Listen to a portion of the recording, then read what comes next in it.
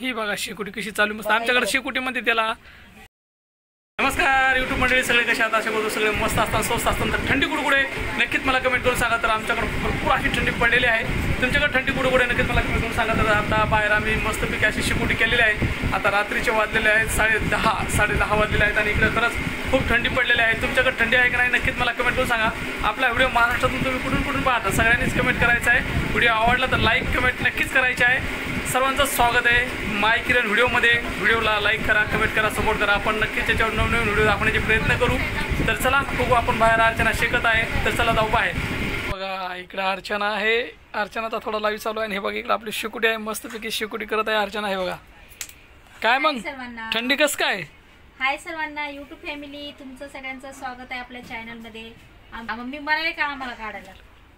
तुला घेतलं मी व्हिडिओमध्ये, काय मग घेतलं तर घेतलं, पण मी तुम्हाला कुठं म्हणाले? माझ्या किरण गोटे चॅनलमध्ये सगळ्यांचं स्वागत आहे।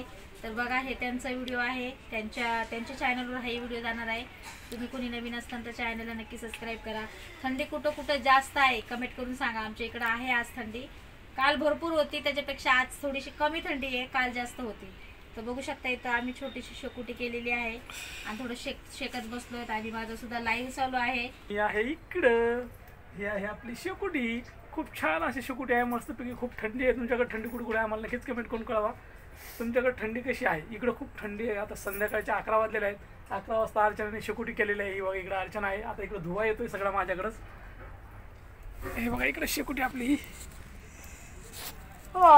तर हे बघू शकता इकडे प्रज्ञा पण आलेली आहे झोपेतून उठून शेकायसाठी। खूप थंडी वाजायला आली ना प्रज्ञा?